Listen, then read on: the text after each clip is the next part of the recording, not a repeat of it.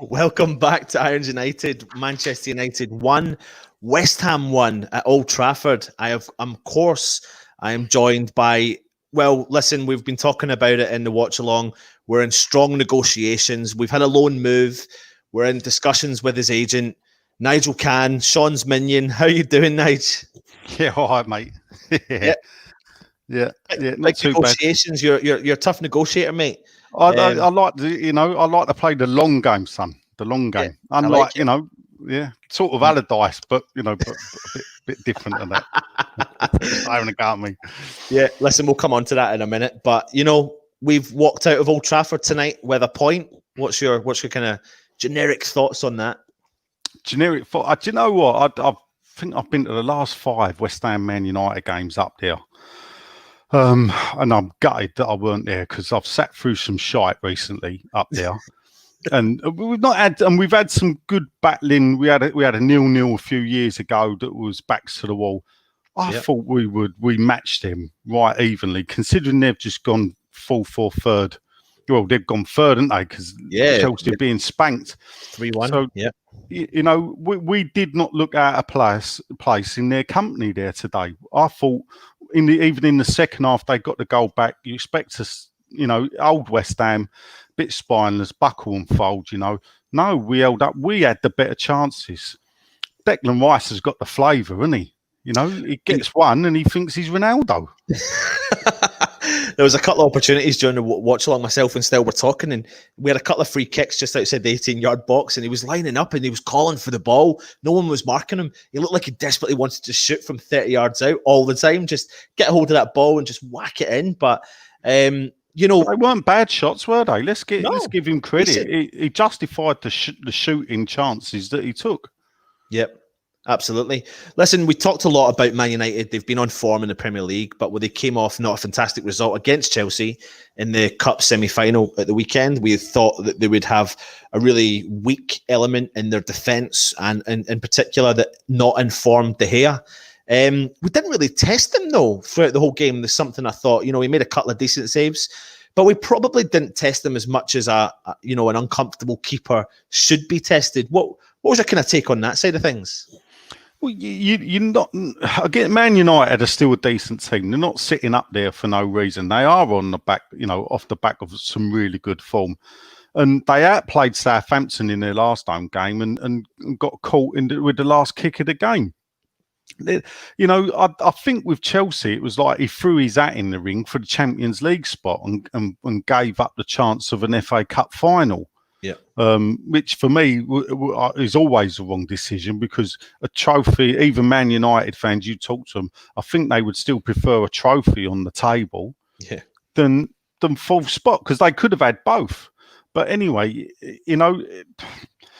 Harry Maguire's not a £70 million centre half, but Bobby Moore might be. He might be a 70, but the thing about Maguire is he's still a good defender. Defensively, they've got the young kid Williams, haven't they? He looks a good find.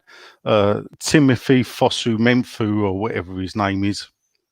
He's not bad, but to be fair, he's struggled. But Wan-Bissaka is a great going forward for a young kid. Yeah. This ain't a Man United podcast, by the way. This is Nigel Cann's podcast. No, not quite. You need to negotiate better for that. But it was so the fact that we still didn't. I mean, look at the save he pulled off. It was deflected, but from Bowen, De Gea. We had half chances that we took really well, I thought, and we were still looking to go forward. You're only going to get brief glimpses. I mean, to be fair, the goal came from the penalty. I bet everyone's loving VAR now, where last week they were rating it. And to be fair, I'd have been proud of that save Pogba pulled off. I think, hold on a second, actually, Nigel, before you move on, we're going to bring in, obviously, the co-host, you could call him. I mean, in theory, this is becoming a regular feature. So, we're all co-hosts. I know you love hosting, Nigel. So, still, He's gonna one day we're gonna ask him to come on and he's gonna go, on your bike, you've asked me too many times. Right on cue though, look at his face. Right on cue still. The handball. What was the name that Sess came up with? The hand of Pog. The hand of Pog. I mean, you know, Nige, they took so long deciding that, didn't they? Oh, you know, I mean, if that was against us, it would have been instant. I'm sorry to say it. No, I don't think I think VAR's just set up that they need to look at it 12 times. Well, I don't know if it's written in the rule book, but you could see it. But the thing is, first snap, you think you hit him in the head, yeah. Then you see the replay and you think, oh, he's handled that. That's handball. He's put his hands up. Yep. Then the replay they showed you from the side, it was nailed on. He's gone up like that. Therefore, penalty should have given. That's 30 seconds in. Then they replayed it. I was just waiting for them to bring up like speed velocity, you know, and snicker meter, you know, because I couldn't see what else they needed to know. You know, everybody was going, even the commentators, he's going to give it. You know, Gary Neville, Mr. Man United, they're going to give it. Yeah. You know? And how could they not give it? You know, well, that's the thing. Why take that long? And that's what they've got to nail down for all the VAR lovers that want it. You know, I don't want to hear you moaning. Me, you know, I don't want VAR. I don't like them decisions. And if it meant we wouldn't have got a penalty, so be it. But then we'd have got a far damn sight more this season. Yeah, we would. Yeah. I think we would. Well, listen, something that did happen was Mark Noble didn't step up to take the penalty, and the man of the moment, Antonio, stepped up. And I mean, as calm as you like, placed the ball in the bottom right-hand corner, got his 8th goal since returning from Project.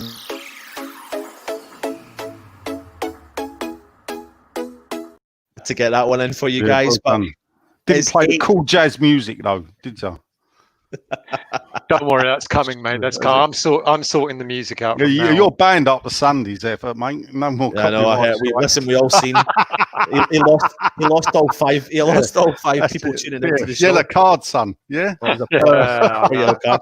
But listen, Antonio stepped up again. What I mean was that. I mean, is that just to fill the boy with confidence as much as you possibly can going into? I think it's to fill his boots with cash, mate, because of the 10-goal bonus that it seems that he is on.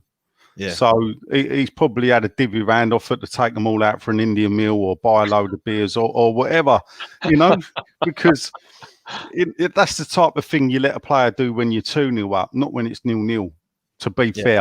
Yeah. So there's only one reason why Antonio took that penalty. Yeah. Mark Noble, I swear there's been times when people have been on 2 goals and Mark Noble's picked the ball up and took the penalty instead of giving them an hat-trick.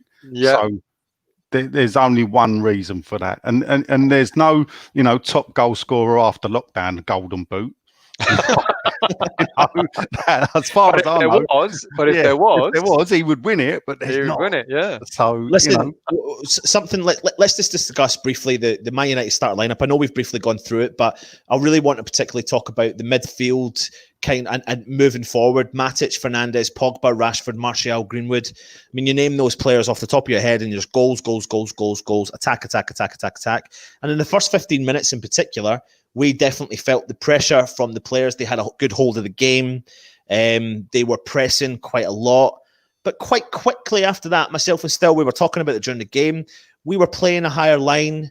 We were pressing, but we weren't pressing too hard onto Man United. But what we were doing we were pressing, but we weren't closing down. But we were feeding the ball out to the wings, and the players from Man United were struggling on the wings, and we were stopping them. Really, we were disabling them from going through that middle of the park, which is what they wanted to do. I mean, that's plaudits to Moyes for doing those tactics. Nigel, what was your thoughts on that first half? No, the fact that they took Fosu Mensah off, whatever his name is, Tim, we'll call him. The fact that they took Tim off at half time showed you that we'd got the better of him. Mm-hmm. And obviously Solskjaer was worried because he didn't bring on an attacking player. He swapped him like for like and brought on Wan-Bissaka, who is better going forward. But obviously he was so worried about the amount of ball time we had in front of Fosu Mensah. So if you look, Bowen didn't have the best of his first half either. He was a bit more quieter. So all of our best work was coming down.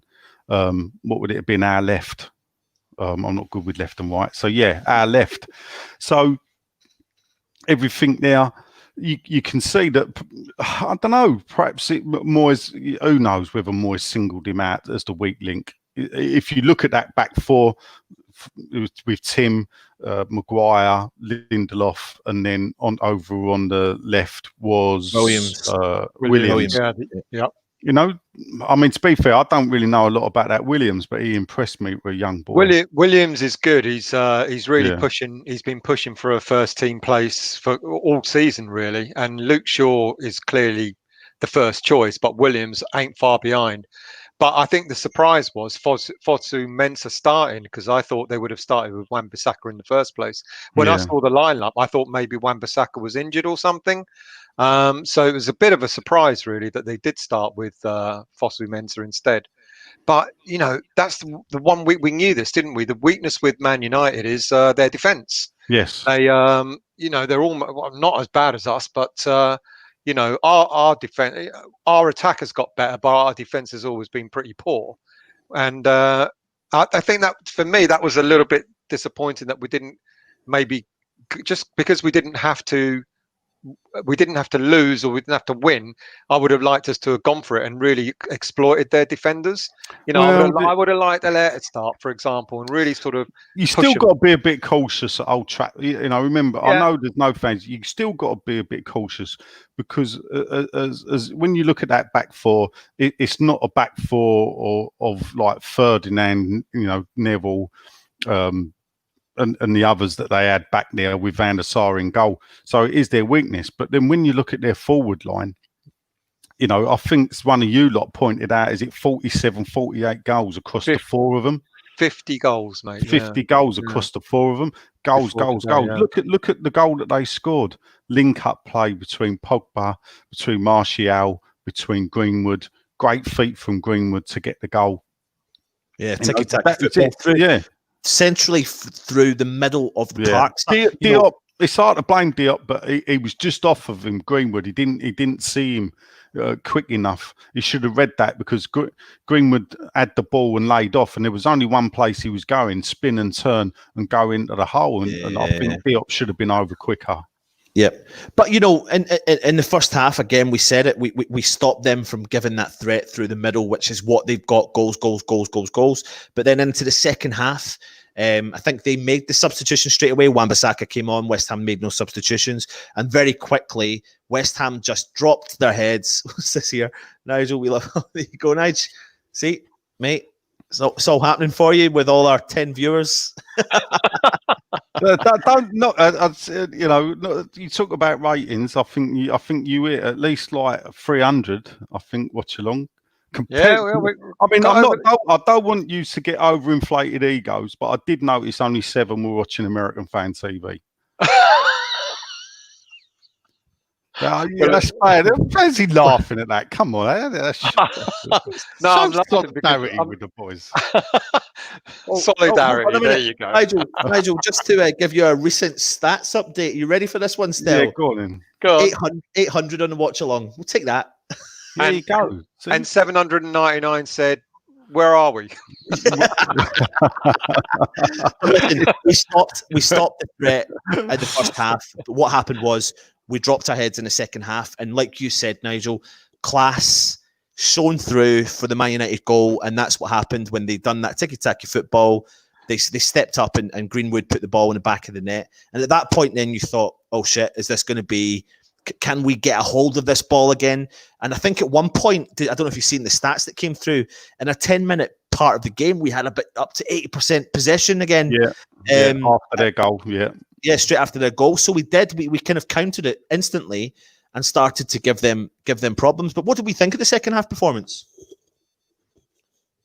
Nigel? Oh yeah, well, I suppose you know what he said. All round, for me, the second half was even better than the first half, because as I said, old West Ham, a team gets a goal back, and then you think we're going to buckle, and we didn't. But we were on the front foot. We showed attacking intent time and time again. You know, the 2 shots from Declan Rice, both in the second half, getting them closer and closer. De Gea saved from the deflected Bowen shot. Bowen was trying to get through time and time again.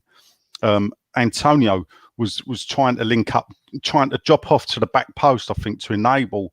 It seems to be a tactic to go to the back post for Bowen to cut in and perhaps float one over or play it back.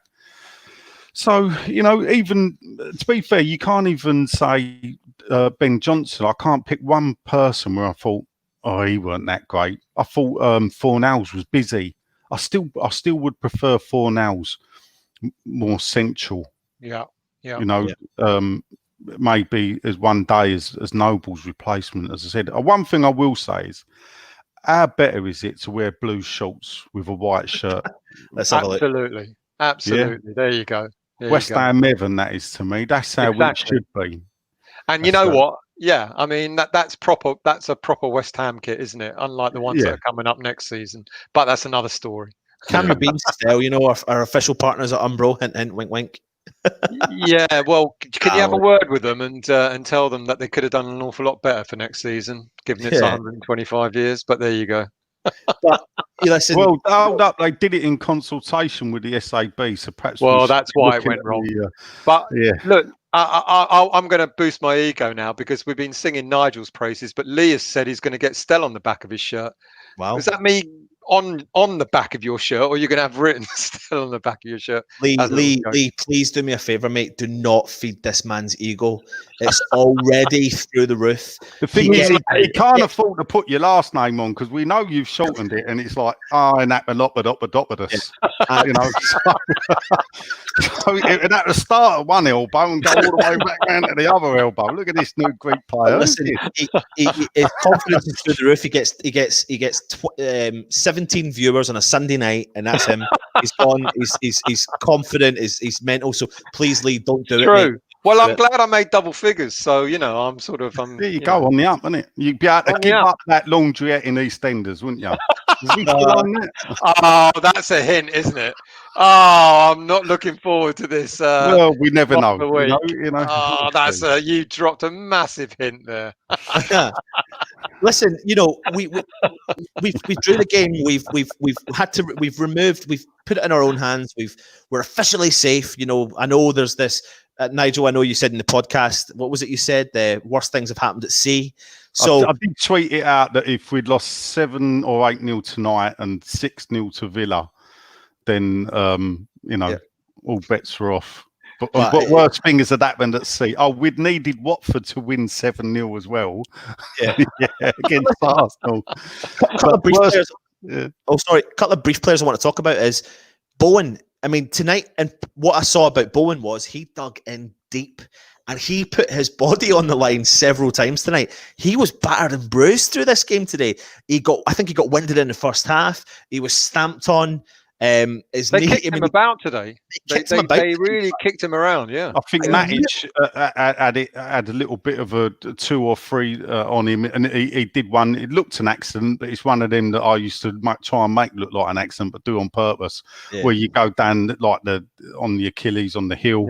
You know, a bit of the sorry about that. Did you step back as I stepped forward accidentally? And so listen, it's good when they do that though, because it means they're rattled.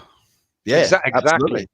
Yeah, because they needed the win today. Let's not forget that they needed the win, and I thought, you know, when we saw the lineup, I was like, oh, you know, they're really going for it, you know, but they didn't. Maybe because it was the way we defended. I don't know. I was a bit concerned about our defending in the first half. I thought we kind of we sat back too much rather than sort of really trying to close them down and trying to make them make errors. But they didn't do what I thought they might do. Really, sort of go for it with the speed that they've got, the ability and everything, and the passing skills. You know, they did it for their goal, but that was probably the only move, more or less, that you could say, you know, opened us up. Yeah, I didn't really see much more from them than that, unless I was watching the wrong game. I don't know. But well, to be fair, you were delayed by about 5 minutes. Are you still watching the game, actually? With your stream? Yeah, my stream's still on. We're on the 85th minute now. Yeah, probably. Want to talk about that man again. We talk about him week in, week out. Thomas Souček. Again, massive influence in the middle of the park, Nigel. I mean, it sounds repetitive. It's tough not to be repetitive, but the whole point of this is it's a review. We need to talk about the players that make an impact, and he made an impact again tonight. I mean, he was everywhere, and at one point was it the first half or second half still, that sliding tackle. I mean, yeah, when the ball was threaded through and he just got his foot to it. And within seconds, he was about 40 yards forward again. Yeah. I mean, I can't remember the last time we had a genuine box-to-box, perhaps Scott Parker. Yeah. Off the top of my head. And that's 10 years now since he left us. Chiari was all right, but you can see that Souček is a step above. Yeah, I'm not sure. Yeah, Chiari, not box to box in that. That's not your better side, and you can flick about with that camera. No idea what's going on. Yeah. What are you doing, mate? I told you I don't have a proper setup yet. I need to get it done. Don't worry. Calm your beans. But that's a better picture. Look, that's much better. He's dreaming again, now, isn't he? Yeah, so go for it. So box to box. I mean, it's really. I don't even think Chiari was a great box to box player. I'm not saying he was great. He was probably the last player that we had that was that type of player. Yeah. He was all right, but I mean, when you compare him to someone like Souček, I mean, they're miles apart, aren't they? Really, Yeah. Yeah. Well, tonight makes that official. I mean, I know there's rumors kicking about, and it's probably all true, but he's West Ham are officially safe. Therefore, we instantly agree the deal with Souček. It's a done deal. He's staying at West Ham. That is not true. It's the worst. Sean at times looked like he's at me. But that is not true. We have been seen together. Yeah, I've got to. Yeah, we've met them together at the same time too. Listen, good result. The Souček deal is the worst kept secret. I mean, I don't know why they just haven't bothered to announce it yet. But I mean, it's a done deal, isn't it? Unless something last minute happens. No, yeah, it is. I suppose they've got to look down the back of the sofa for the spare change. Because apparently, it is desperation stakes. I think what they're doing is they're waiting to copy and paste it into the season ticket renewal email that will fly out. Mate. Yeah, tomorrow morning, that will fly out. We need your money. Please renew. Please give us all your money up front. Because we've got to buy Souček. Because we need to buy Souček and other players to make sure that we get to 42 points. To get a couple of extra million in the pocket. Listen, I don't really know if there's a huge amount more we can talk about regarding the game. Give me your kind of rundown thoughts and your there goes Liverpool 4-1 against Chelsea. So doing United another favour there. Yeah. Give me your rundown thoughts on the game, Nigel, today, and maybe your standout player for West Ham. My standout player for West Ham today, I think, was. It's hard to pick one. Declan Rice for me. He held the middle together. He was getting forward. You can see he's gaining in confidence. He was everywhere. He was in the ear roll of the Man United players as well, more often or not. So, but for me, it was the all-round performance. We didn't look outclassed. We looked an even match to Man United. So, bearing in mind we've had some tough times up there, that it was a performance to be proud of. I just wish there was fans in the ground to have witnessed it. I know, 100%. Listen, something else to bring up for you is the stats since the restart. So we've obviously played 8 games. We've won 3, drew 2, lost 3, scored 13, and conceded 11 goals since the restart. Of those 13 goals that we've scored, Antonio himself has popped up with 8 goals. I mean, he's really turned the season round himself individually as and provided us that safety blanket that we, we're safe now. And I mean, how many different players have scored them goals? I can only think of 4. I'm trying to think of the other goal scorers. Rice has scored 1. Souček got 2. Souček got 2. Yeah. Bowen's got 1. That's it. Actually, did Souček not get 3? I think he got 2 since lockdown. Oh, you might be right. You might be right. Don't know. Yeah. But yeah. Well, if you look at that, we've scored 13 goals in 8 games, but 3 of those games we didn't even score a goal. Yeah, that's a so good we've got point 13 as well, goals in 5 games. in 5 games. Yeah. And we and like you said the other day, Nigel, we've beaten the same teams twice over. Norwich. It's funny. Well, yeah. like I mean, Pellegrini, I suppose, could point that he beat Man United. So he should have really been kept on, and he would have saved us anyway. So yeah. That's a good point from Gary. If we take this attitude to the new season, which isn't that far away, we should have a great season next season.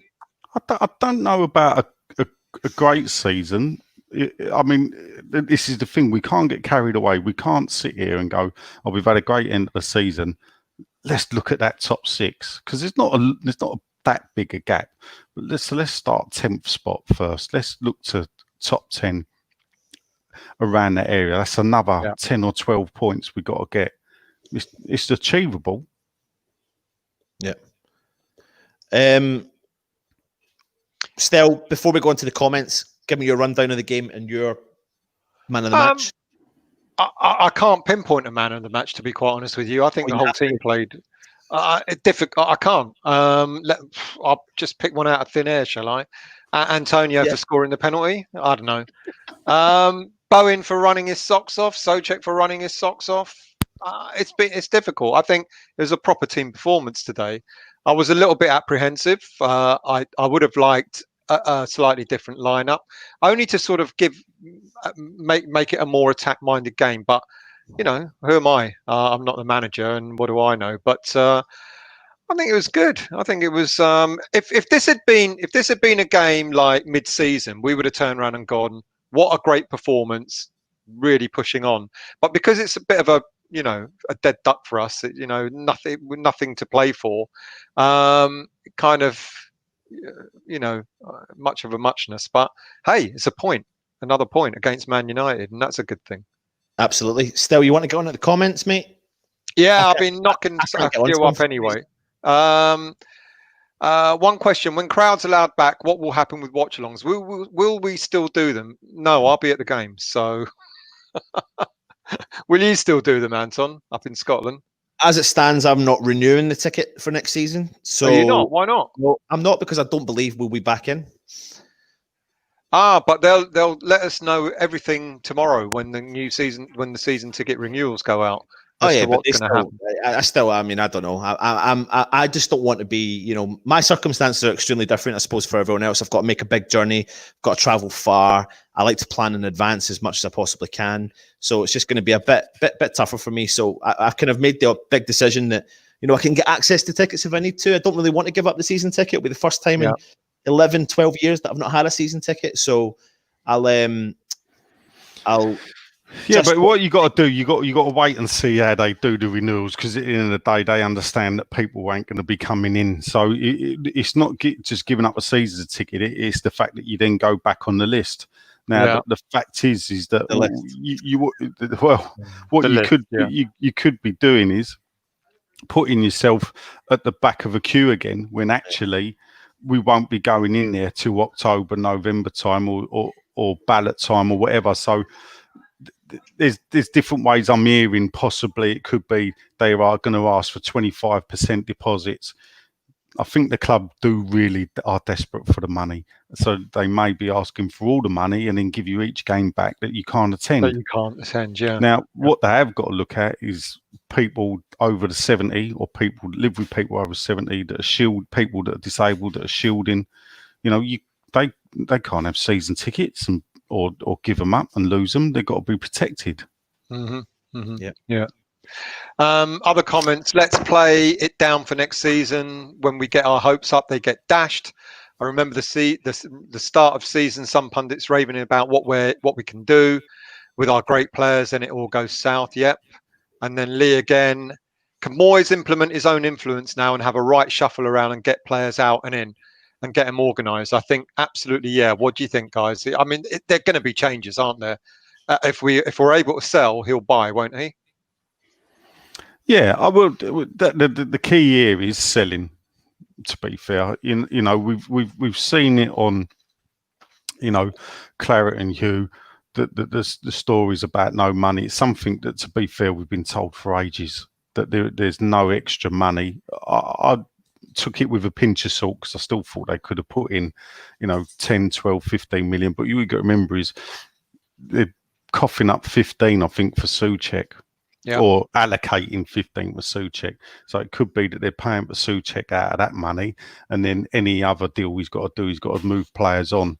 Because there was talk initially that there was going to be a base kitty of 20 million. Yeah. But people get too hung up actually on net spend, and you got a net spend. You know, Tottenham for years didn't have a net spend, but what they did was sold and bought wisely and really well.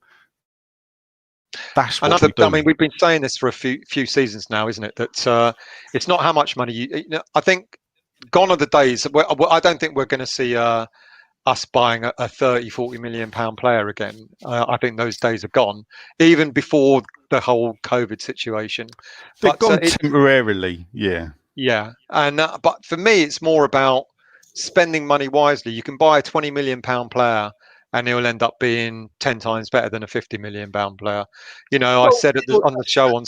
Go on, sorry. Mate. No, go for it. I was just going to say there could be a debate to that. It's just there could be £40 million player out there that's perfect. It's just we need to find the right manager, right? Yeah, all the right signings into the side, and not just go out and buy a golden ticket signing to get the fans on board. You know, that's what. Yeah, and this is what West Ham have done. And I was going to mention what we were talking about on Sunday, where you know Eintracht Frankfurt had two of the hottest strikers in Europe. One of them came to us, and one of them went to Real Madrid for a combined total of £100 million. And between them, they've not scored. They've not got double figures in goals. I think Jovic has got 2, and Aller's got 7.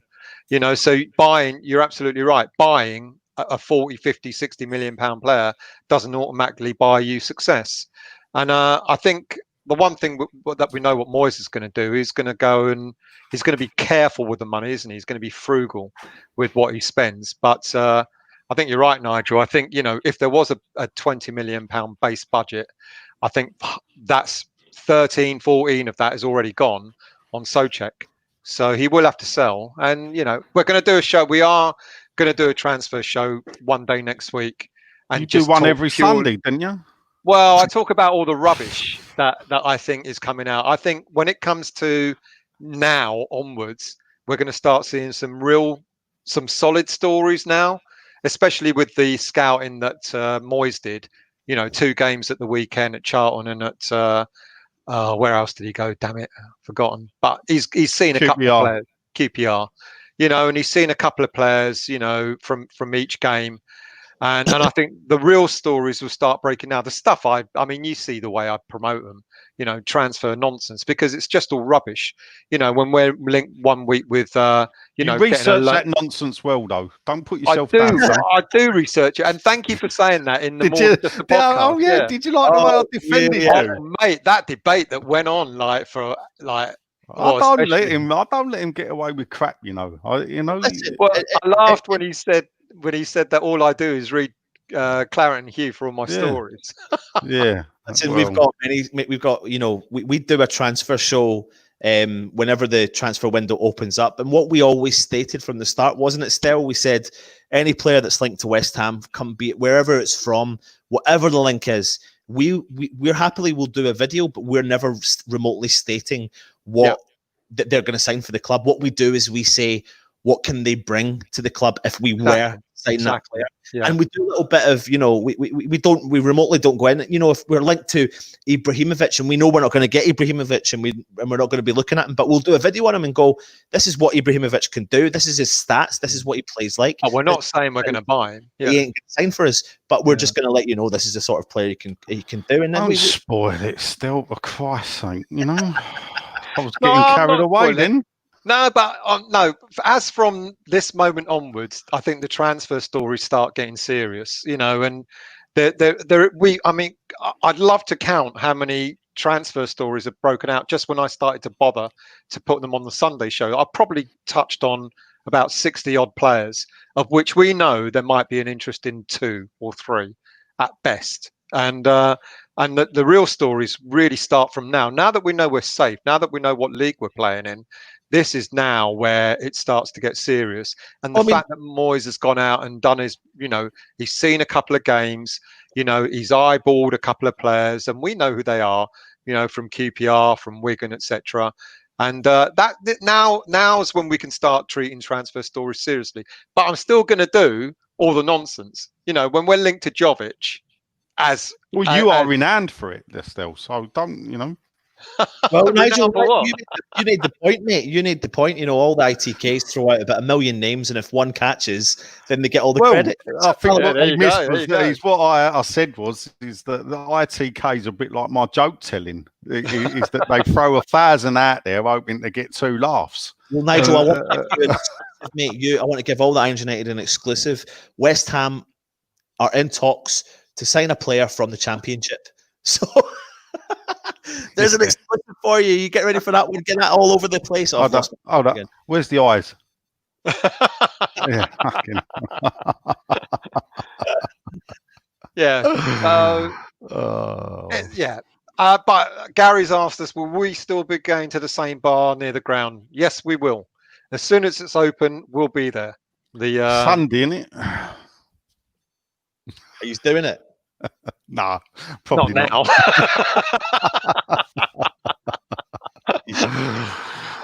I'm calling them. I'm going to give them a ring tomorrow, and I'm going to find out. That we're going off topic here dramatically. West Ham we are. 1-0. We got a point against Man United. Fantastic. We're in the Premier League next season. It's all great. There you go. Watch along is better than a season ticket. Absolutely not. Make sure you tune in. We'll be back over the next couple of days. I have no idea what's going on. We'll come back to you. We'll let you know. Keep an eye on our social media, etc. And we'll keep everything up to date. And we'll be coming to you with the Villa watch along, preview, review. Do we really have to do a Villa watch along? I think we have to, mate. We have to continue. We committed to it. Let's tell people that are watching now that it might be something special. It may come from a special location. Right. How about that? Yeah, that's fine. We'll do that. Listen, make sure you tune in. Fingers crossed. Are you available Sunday, actually? Or are you working, Nigel? Well, it is quite funny because I'm booked on a speed awareness course. So you did get stopped? Well, I now need to get out of it. Is that? Do you have to go? Maybe you have to go for that, Nige. Well, you have to do it by Zoom now, which is quite apt, really, considering it was a speed awareness called Zoom. I went, and I've got to sit for 3 hours while some boring dickhead tells me about a speed kill. And this is on Sunday. Slow down, and it's booked for Sunday. Yeah. Has it got to be? Have you got to be on camera? Yeah. Tell you what, guys, we're going to come offline. Thanks for tuning in. Sorry, lads. Sorry, we're done. Anton, come on, you Irons.